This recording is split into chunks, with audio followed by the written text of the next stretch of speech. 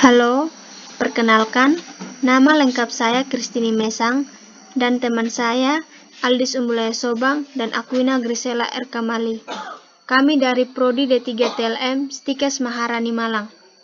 Dalam video ini, kami akan membahas materi mengenai sistem eksokrin yang meliputi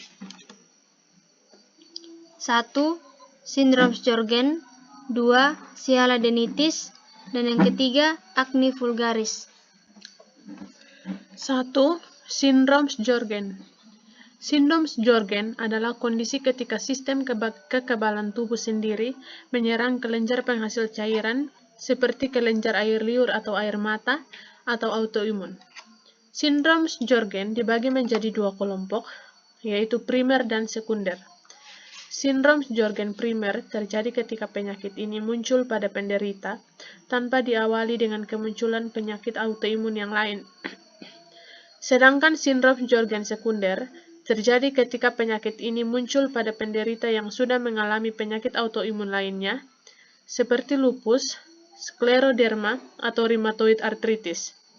Sindrom Sjögren kebanyakan diderita oleh wanita berusia 40 tahun ke atas.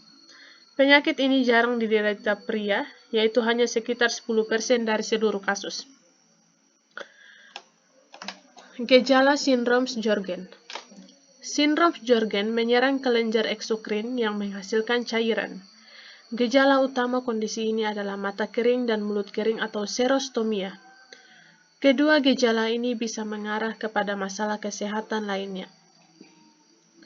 Bila terjadi mata kering, gejala yang dapat timbul yaitu 1. Pandangan kabur, 2. Mata terasa pedih, mengalami kemerahan dan bengkak, 3. Rasa terbakar dan gatal pada mata, 4. Rasa kelilipan seperti kemasukan debu atau pasir, 5. Rasa tidak nyaman ketika melihat ke sumber cahaya, 6.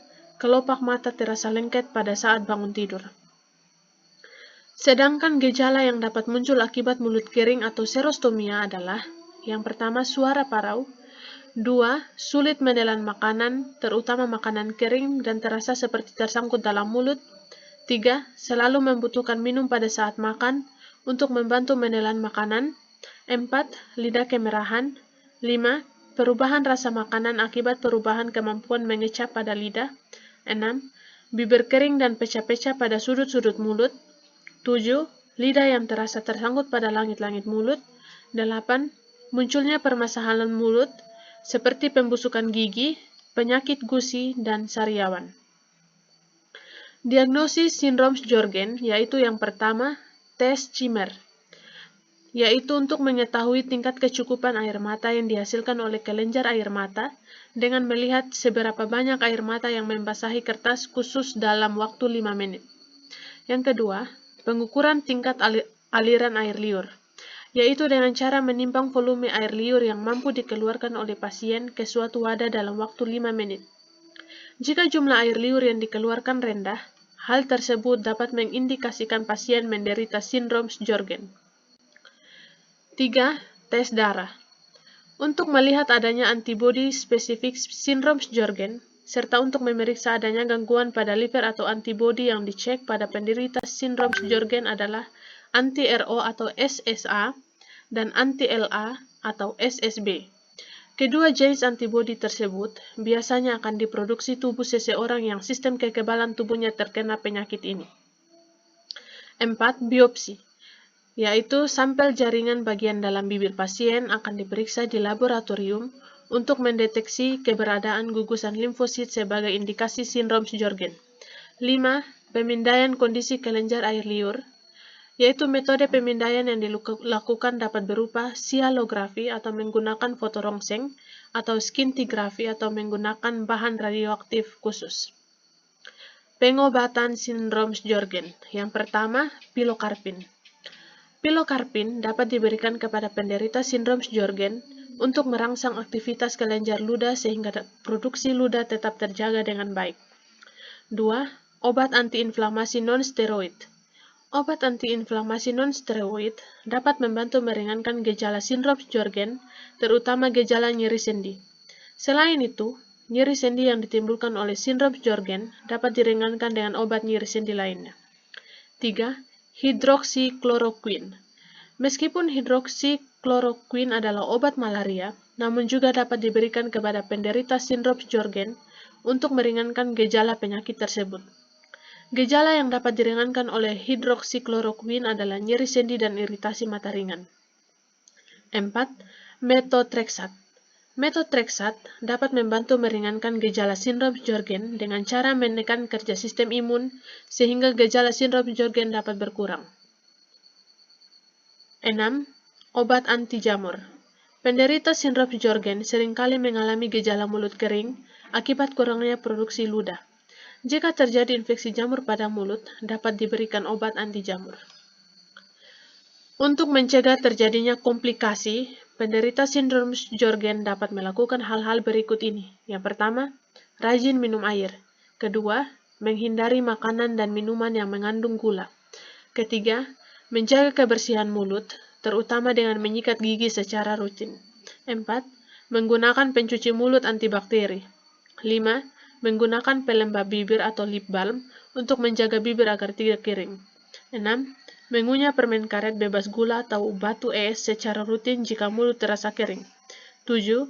Berhenti merokok dan tidak mengonsumsi minuman beralkohol. 8. Melakukan pemeriksaan gigi dan mulut secara rutin. 9. Menghindari obat-obatan yang dapat memicu keringnya mulut. Gejala-gejala sindrom Sjögren yang terjadi pada bagian tubuh lain juga dapat diringankan dengan melakukan hal-hal berikut ini. Yang pertama, untuk meringankan gejala kulit kering, penderita dapat secara rutin menggunakan krim pelembab dan menghindari penggunaan sabun yang mengandung parfum. 2. Untuk meringankan nyeri sendi dan otot, penderita dapat rutin berolahraga serta berkonsultasi dengan terapis. Selain itu, mengonsumsi obat pereda nyeri juga dapat membantu meringankan nyeri otot dan sendi. Komplikasi sindrom Sjögren. Berikut ini adalah beberapa komplikasi yang dapat terjadi akibat penyakit sindrom Sjögren. Yang pertama, kerusakan mata dan kebutaan. Yang kedua, limfoma non-Hodgkin atau salah satu jenis kanker getah bening. 3.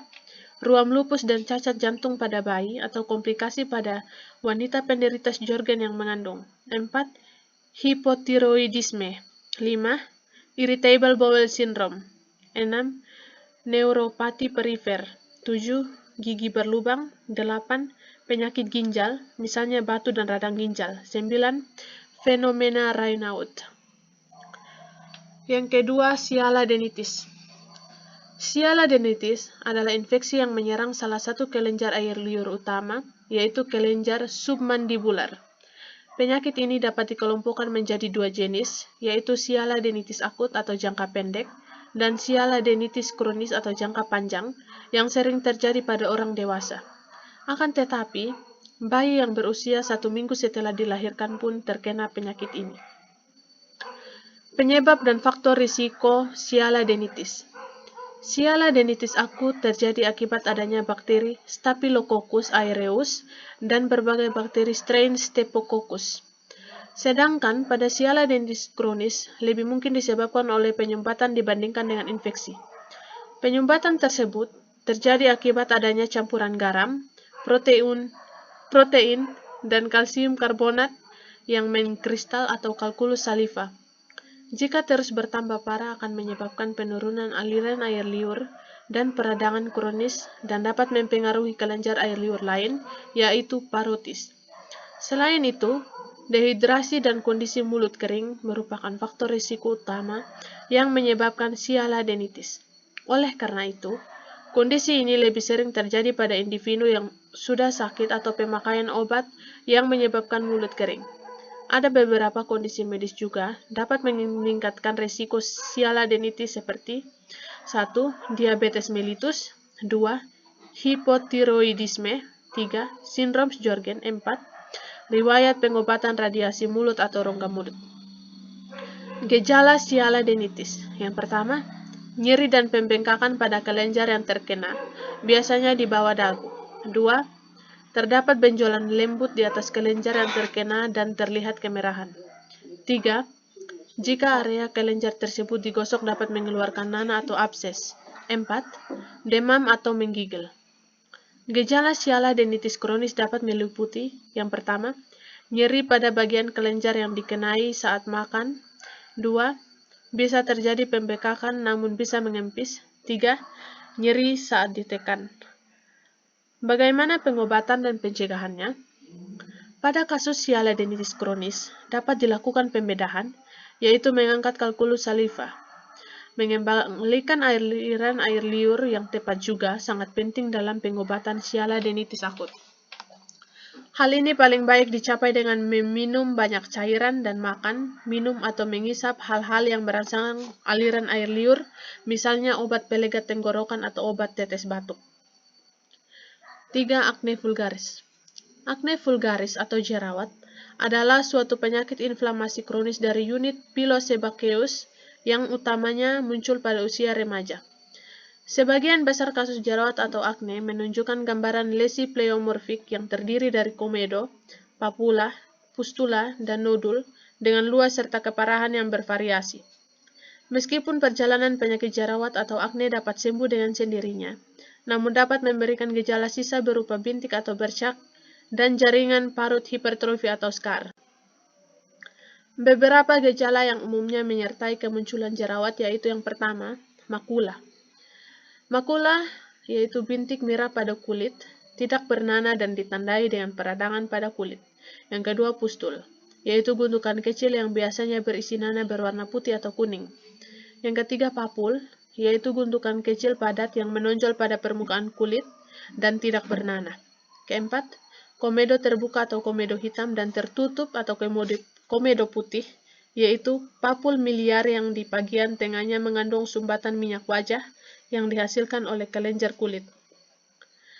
Jerawat atau yang dalam bahasa medis umumnya disebut dengan akne vulgaris terjadi dikarenakan berbagai faktor yang meliputi, yang pertama, permasalahan hormonal yang memicu produksi minyak yang berlebihan hingga menyumbat pori-pori pada kulit wajah.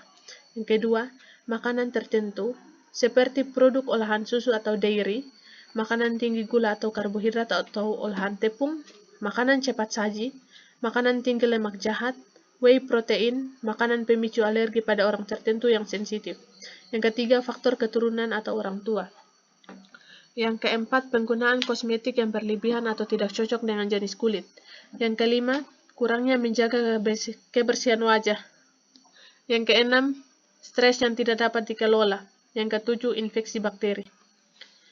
Jenis-jenis dari jerawat sendiri ada berbagai macam, yaitu yang pertama komedo, yang kedua blackheads, yang ketiga whiteheads, 4 papula, 5 pustula, 6 conglobata. Berikut adalah beberapa tips untuk mengobati akne vulgaris, seperti yang pertama, mencuci wajah dengan air, yang kedua makanan bernutrisi, yang ketiga kunjungi dokter kulit, yang keempat olahraga rutin, yang kelima ganti kosmetik.